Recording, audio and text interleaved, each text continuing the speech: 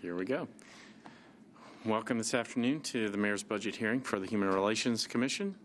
I'm joined today by Talia Lomax O'Neill, the city's finance director, and Mr. Brian Kelsey, who is the city's chief strategy officer, as well as Council Lady Tanika Vercher, the chair of our Budget and Finance Committee, who has been a diligent attendee of these hearings. Before we get started, I do have a couple of things I've been saying at the beginning. We've had significant revenue growth over the last couple of years, more than $200 million. Unfortunately, this year we're not anticipating quite as much, so we've asked departments through the finance director to submit essentially a status quo budget. That way we can continue to provide the same level of service to the community and maintain the same historically low tax rate that we currently have. So with that in mind, if you'd introduce yourself and your guest, who I know both of you, but for the viewing audience, if you would introduce yourself and then give us an overview of the Human Relations Commission, and then we may have some questions. Great. Thank you. I'm Mel Fowler-Green. I'm the director of the Metro Human Relations Commission, and I'm really honored to be joined today by our vice chair, Avi Poster. I do want to say that our chair, Phyllis Hildreth, sends her regrets. She did want to be here, and she had an unavoidable scheduling conflict. So she's here with us in spirit. I also want to start by just saying how grateful I am for the service that our commissioners provide voluntarily for the city. And what an honor it is for me to serve Nashvillians and those commissioners in this role. I have a job that I really love, and I really appreciate that. I'm going to talk to you a little bit about what the Commission has done in this past year, what we have on tap for next year, and I know that Avi Poster has a couple words he'd like to say on behalf of the Commission. So this past year, our office facilitated or led dozens of trainings and workshops related to diversity, inclusion, equity, and conflict management. Many of these were for other Metro departments, including social services, the juvenile court, a full-day mobile diversity seminar for each graduating class at the police academy, and several others. Many trainings were and workshops were for nonprofit community partners, including the Center for Nonprofit Management, the YWCA, and the Neighborhoods Resource Center, among others. We provide training and technical assistance for Title VI compliance for all Metro departments who receive federal financial assistance. We're currently organizing census data trainings open to all interested Metro employees in collaboration with Metro's chief data officer. This year we also co-sponsored and helped plan many well-attended events and programs. Through those we have served well over 100,000 Nashvillians. Some of them include Celebrate Nashville, the Music City Iftar, the MLK Day March and Convocation, Stand Against Racism, the World AIDS Day Celebration, the African Street Festival, the Fair Housing Matters Conference, Human Rights Day Celebration, Nashville Pride, and several programs with Southern Word. We also this year supported several council members in drafting and passing resolutions and legislation, those within our mission. We've also committed this year, the Commission has half of our regularly scheduled monthly meetings. We've committed those to an educational program we call We Serve the City, charting our course for education and advocacy. Each of these educational meetings focus on a governmental body or governmental function with the intent of educating commission members, my staff, and by recording them and sharing that, we're also hoping to educate the general public. We completed this year and published the Metro Language Access Study and Report. That was a study and report that we worked on for just over a year. I believe that it's the first of its kind for Nashville. We are creating the first Metro-wide language access plan and toolkit that we are hoping to roll out to all departments later this year. We are co-producing a 3-part series of researched educational pamphlets related to the barriers to building and preserving affordable housing. Some of that research we are also providing to support the city's 5-year consolidated plan, and I'm working with that team on their data collection and constituent engagement. In response to Title VI concerns related to racial disparities in policing expressed by constituents, this year we sought assistance from the Community Relations Service of the U.S. Department of Justice to draft a set of recommendations for community engagement and for building trust. Our office is building an internship program to expand the scope of the research projects that we can undertake and to provide some real-world experience for civic-minded student researchers. Finally, this year, our staff and commissioners have served on boards and steering committees all across the city where our missions overlap. These include Nashville Pride, the Tennessee Fair Housing Council, A Voice for the Reduction of Poverty, the Tennessee Diversity Consortium, the Welcome Home Initiative, Borderless Arts Tennessee, the Nashville Coalition Against Domestic Violence, and the Area Chambers Report Card Committee, again, among several others. Within this next year, we are going to continue to provide a slate of trainings and workshops. We have sort of a menu now of trainings and workshops, again, related to diversity and equity, inclusion. We're also going to continue to assist in planning and executing our most successful events, along with Adrienne Harris in the mayor's office, and along with 4 grassroots community leaders. I will be serving this year representing Nashville in the All In Cities Anti-Displacement Policy Network through PolicyLink. My staff is also prepared to provide some support for that initiative. We're planning an update to our 2015 Inclusivics report that analyzed the demographics of Metro's workforce. We've also started talking about expanding that research to private market sectors. We're working with the Mayor's Office, General Services, and Human Resources to update and expand our Title VI and ADA training compliance, particularly with regard to language access. So we see that as, the culmination of our language access study and report. We are imminently going to launch an online platform called Nashville Hearts Me that can help constituents and service providers find needed services. It's a somewhat innovative citywide effort to build an evergreen, or at least as evergreen as we can make it, a resource guide for direct services. We're beta testing it now with a number of nonprofits and with the help of the Center for Nonprofit Management, and we hope to be able to launch that citywide before the end of the calendar year. Finally, we have been working with some community partners in designing a pilot research study to measure the effectiveness of community-based restorative practice interventions to combat youth and community violence. We are working with them now on what kind of funding would support that kind of work, and to be honest, it was also intended to be a part of a PIP application that we had been planning. So that's what we did last year, what we have on tap for this year. I'm going to give a few minutes to my vice chair. Thank you for an opportunity to share some thoughts with you.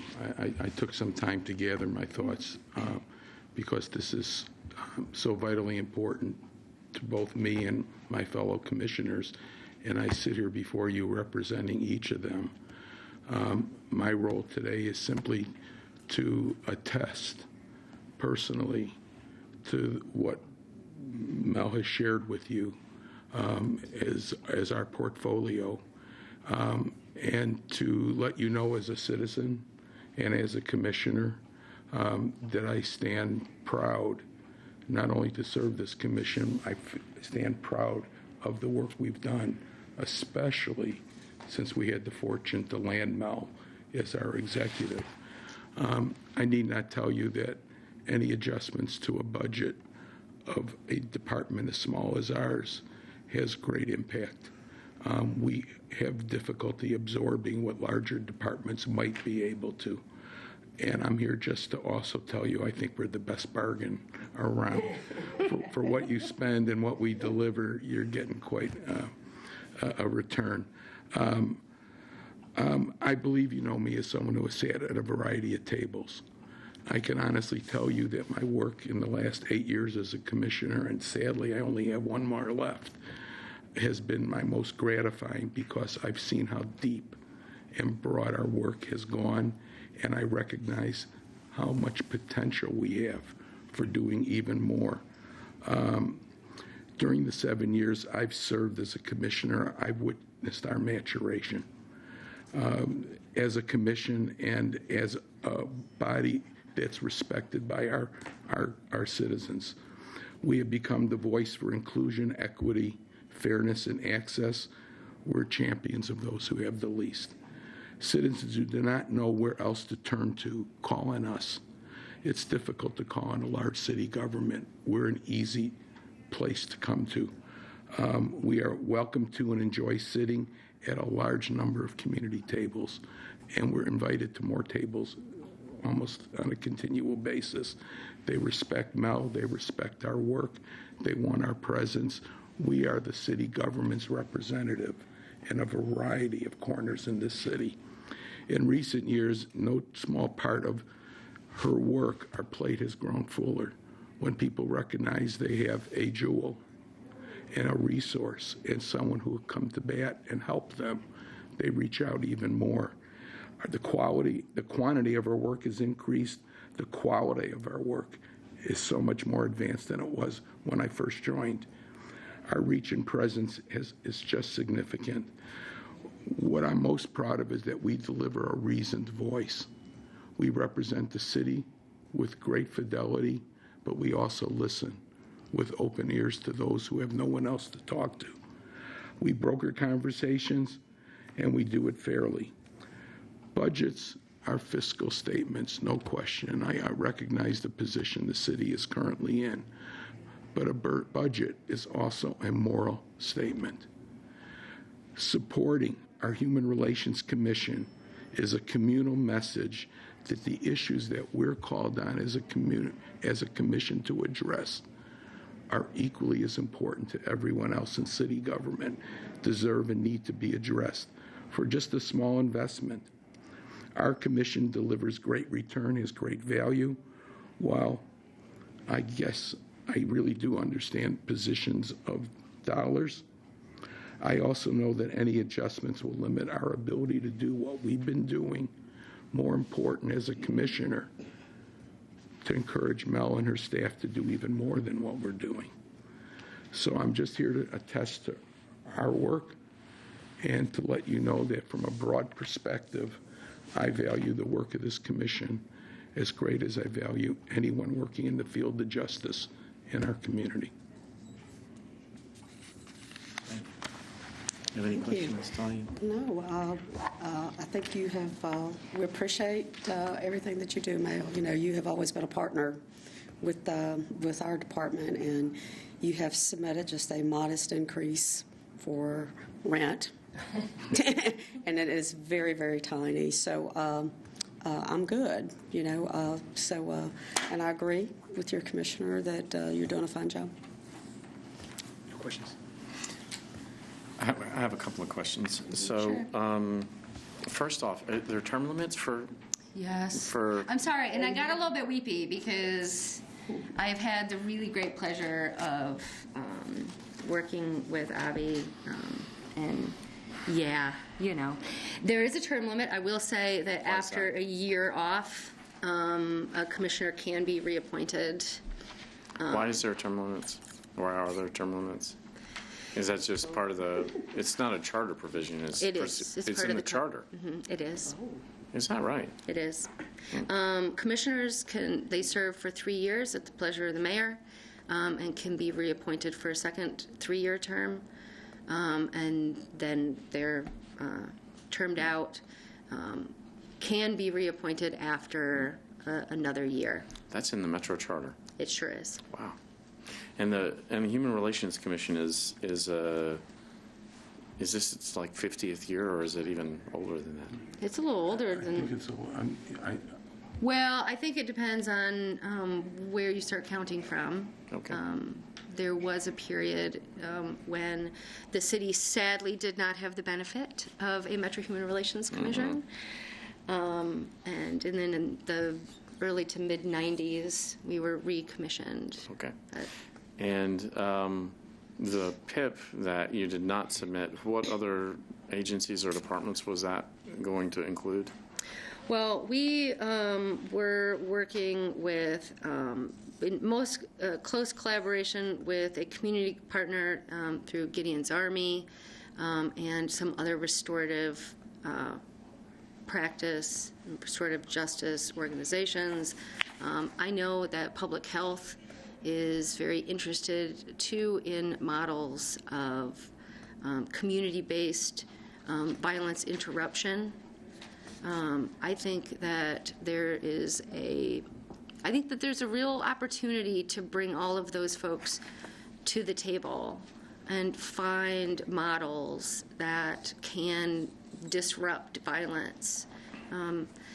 There's a national model called Cure Violence, right, based on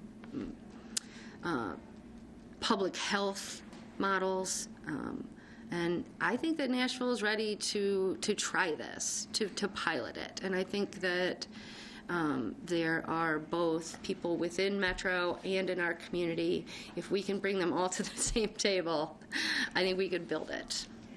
And I think I have a significant interest in measuring the effectiveness of innovative programs. So, we had been looking at some grants, some national grants that would help support a research study to measure the effectiveness of a pilot program based on that model. Well, we're very interested in figuring out ways to measure the financial investments of the city. And as you know, at juvenile court, we're already starting some restorative justice stuff. So I think we should keep talking about that, even if in this budget cycle it might not happen. So I encourage you to keep thinking about that and not give up on that. Obviously, I'm a strong believer in the work that y'all are doing. I'm I guess making myself officially available to assist in whatever capacity you think I might be able to help. And I also say that, I mean, we have lots of boards and commissions, right? And it's amazing to see how much people in our community are willing to put themselves forward to make a difference. And so the Human Relations Commission is sort of a hallmark of that. And I do appreciate what you're doing, Avi, and what you've done. And I'm going to see if I can break the rules or something and put you on there or something like that. My hands up. But thank you very much for coming today, and we do look forward to a good year going forward. Good. I appreciate your time very much. Thank you. Thank you. Thank you very much.